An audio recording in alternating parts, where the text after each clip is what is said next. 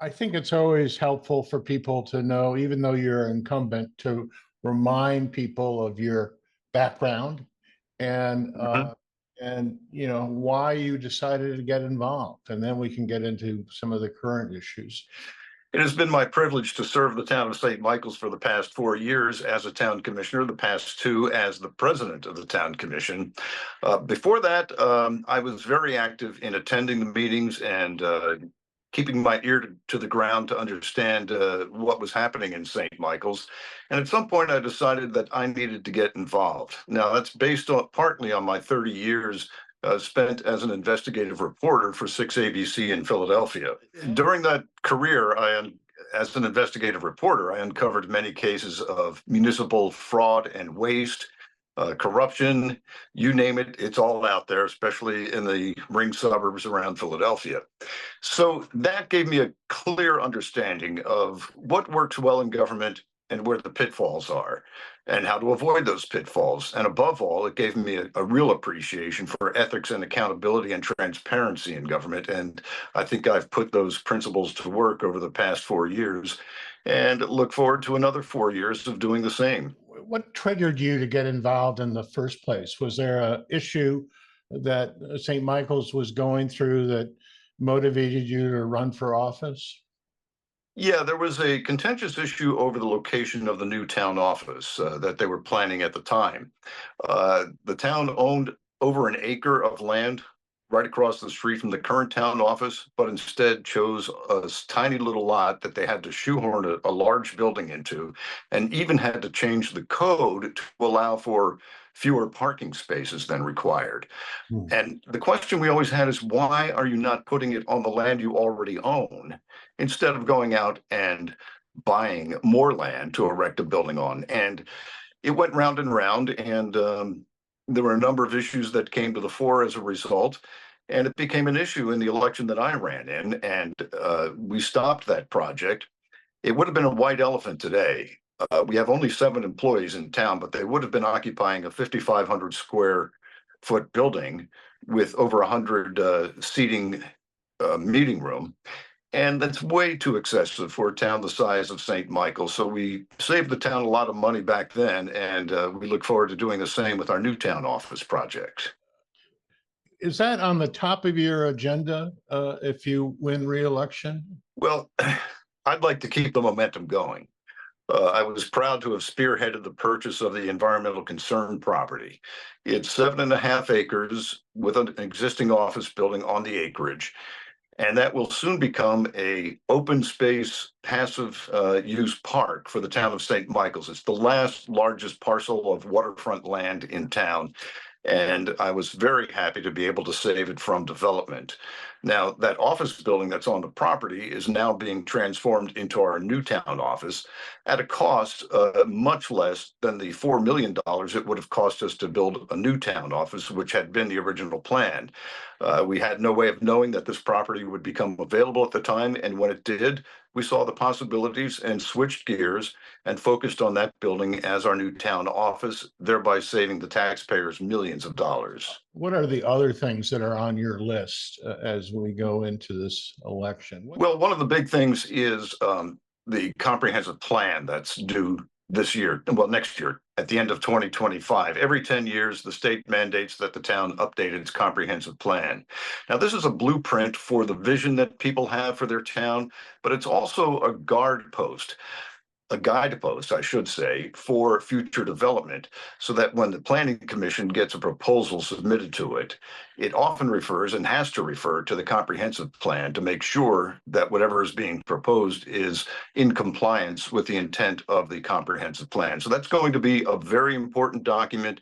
It will be a big factor in all of our lives for the next 10 years. And I'd like to be a part of helping shaping that document to make sure that it represents all of the interests in town and not just a few.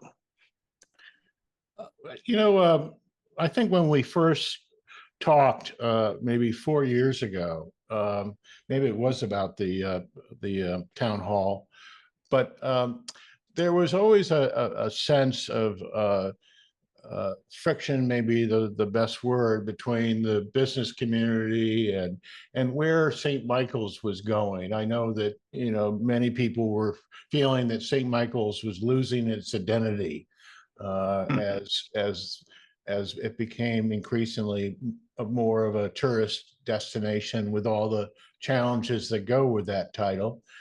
Mhm. How do you see things now? Well, look, I mean, we have a population that consists of people who grew up here in St. Michael's and appreciated the village they used to enjoy. We've got folks who moved here over the past 10, 20 years from other places around the country seeking all of the benefits of small town living in a very scenic and bucolic waterfront setting. And we've got the business people who flocked into town seeing a market. And so all of these interests compete against each other at some point, but my job is to bring them all together. We've been trying to do that, but we've been hampered by some special interests who were very upset when we fired our town manager 2 years ago. Now, I can assure everyone that I would never fire anybody without just cause. And we have not been able to tell anybody why we fired the town manager because we had to sign a disparagement clause as part of an agreement of separation. So everybody had questions back then. The only thing that our attorney had advised us to tell the manager was that we were going in a new direction. And we meant that administratively. But that got interpreted to mean that the town's going in a new direction. Yeah. So the business community jumped all over that. They wanted answers. They wanted to know why we had changed managers and where the new direction was. Well, there never was an intent for a new direction. The direction of the town has always been a pleasant place for people to visit, for people to live, for people to do business. And I think we've done a pretty good job of preserving and creating that atmosphere despite some contention over things like marketing for tourism and so forth. So there are a lot of competing interests in town, but I take the holistic approach. I've got to represent everybody, and everybody, in my opinion, has an equal voice, and that's where we are. But the town has changed over the years. Even in my time here, we had a supermarket downtown, we had banks, we had all the amenities of a livable, workable village. And gradually that village seems to be slipping away in a lot of people's opinions. And they say it's been changed from a village into a venue. And to a degree that is so. What they don't understand most of all is that all the tourism that comes into town contributes very little to the town's operating budget. So let me give you an example. Tourism is a $300 million industry for Talbot County. The Inn and Perry Cabin is the second largest employer in the county. What does the town of St. Michael's capture from that activity to keep cops on the streets, to keep the sidewalks repaired, to do all those things that make the infrastructure things that make doing business in St. Michael's possible? We capture accommodations tax only. There are no other taxes on the businesses in town. People seem to think that we get a cut of sales tax, that we charge a higher property tax rate for commercial buildings. All of that is not true. Our two largest sources of income are property taxes and the accommodations tax. Without those, we're in big trouble. And the dichotomy is that the residents pay 2/3 of the property taxes. The businesses on Talbot Street pay 1/3. And the accommodations tax comes from one sector of the economy and not from all of the commercial activity. So it's a very different economy than most towns would have. And when you say tourism is good for St. Michael's bottom line, tourism is good for the county's bottom line. It pumps a lot of money into the county. A lot of people from the county, from Easton and elsewhere, work in St. Michael's, simply because most of the workforce can't afford to live in St. Michael's. It's changed that much. So I always say that St. Michael's is more like Aspen than Easton. And we face all of those same typical tourist town difficulties. And we're trying to deal with them as best we can and listen to all of the competing voices and help them come together in some way. Another thing that we, the SPY, took interest in was the different points of view about the Maritime Museum and how it should contribute to the town. And of course, many people at the Maritime Museum believe that they are contributing in so many ways. But it has been an issue of interest, and I just wanted to ask your thoughts. Yeah. Well, let me say this. Maritime Museum is the crown jewel of St. Michael's. It is a treasure that we all appreciate. When we have visitors, friends, family coming in from out of town, the first thing we do is take them over to the museum to enjoy the fantastic collection of historic artifacts and the story of the Chesapeake Bay. We treasure the Chesapeake Bay Maritime Museum. On the other hand, its 80,000 visitors a year put the heaviest pressure on our infrastructure. We provide police services, we provide the roads and sidewalks that are necessary to get those people in and out of town. The residents put up with chronic congestion when there are festival weekends, but we tolerate that because we like the museum and we like having them as a neighbor. There are those in town who believe the museum should do more to support the bottom line for the town, for the operating budget. There are pilots in other cities of nonprofit institutions. Now, pilot stands for payment in lieu of taxes.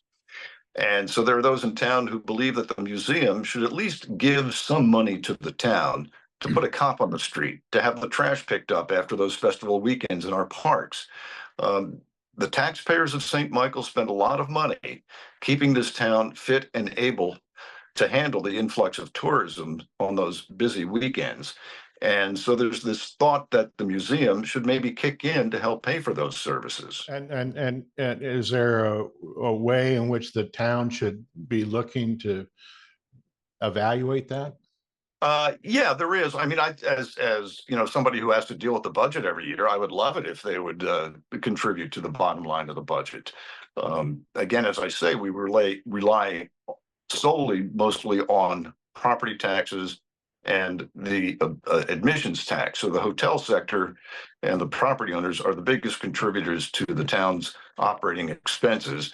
The museum, I understand they have their financial issues as well, but I do think there's room for them to become better partners with the town in terms of helping support the services that make their operations possible.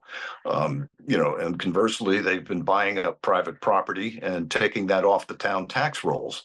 So there's got to be a little, you know, give and take back and forth. But, you know, we need to be good neighbors. We need to have the support of everybody who benefits from the town of St. Michael's very existence and not just put it on the shoulders of a few.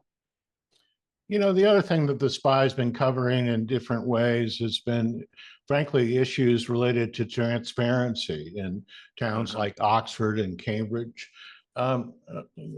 Where do you feel St. Michael's is on the spectrum of transparency? I think we've come a long way over the past 4 years in that regard. We now have a very energized, dedicated, accountable, and transparent town staff who are dealing with the public in a very open and service-friendly way. When I first started 4 years ago, Commissioner DuPont and I took a very long, hard look at the town's budget. And it wasn't easy to do because it was rather opaque at that time.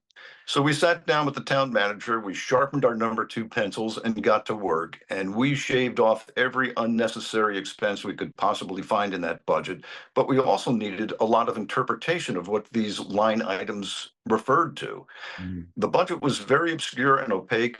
Today, you can look at our town budget online. You can see where every dollar is coming from, where every dollar is going, the salary of our town administrator. It's an open book. And I always encourage Rob Strabel, who is our town administrator, to open the doors to anybody who wants to take a look. We've got nothing to hide. We're a very transparent town, and that's the way it should be in government. And I'm pleased to see, unfortunately, Oxford is having its issues, but I'm pleased to see that people there are holding St. Michael's up as an example of transparency. This has been terrific. I guess I always want to ask candidates if there's something that we missed in this discussion that you want to make sure that the community knows about you or the views that you represent. Well, I would say that one of the things that we need to address is tax equity in town. There's a feeling among some homeowners that they shoulder too much of the burden and don't get enough support from the business community or the museum. And they would like to see some more involvement monetarily, helping out the town with its operating expenses and not just leaving it all on the shoulders of the homeowners and property owners.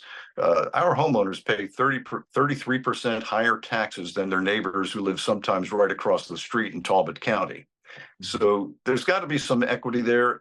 It's a ticklish subject. It's not going to be an easy nut to crack, but I think we can get there with cooperation and a spirit of helping each other out. Well, what they should know about me is that I work tirelessly for the town of St. Michael's. I put in countless hours a week on little things that people don't see because they're not very visible out in the community at times. But I work closely with the town staff. I work closely with the other commissioners.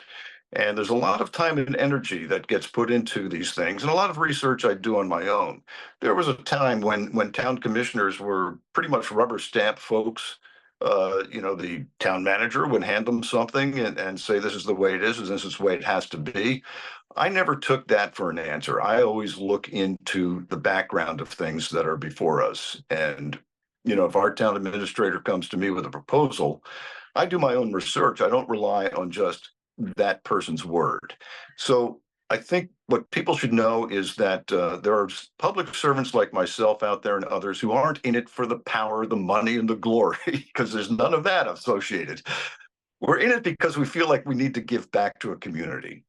And we have gotten so much in our lives. We are so privileged to be living here in St. Michael's that the least we can do is lift a finger, roll up our sleeves, pitch in to help out. We are blessed to have so many retired professionals in town who populate our boards and commissions. They bring all that expertise and tireless hours of work to keeping this town running and planning for its future with no monetary reward. They do it for the satisfaction of serving the people and serving the town. And that's the thing I get most out of this position. And that's what I hope to continue getting. And I hope to keep the momentum going and finish some of these long projects that we've started and make sure that they get done efficiently, cost effectively, and in a reasonable amount of time. Yeah. Well, speaking of time, thank you for your time today. And we wish you well in this election. And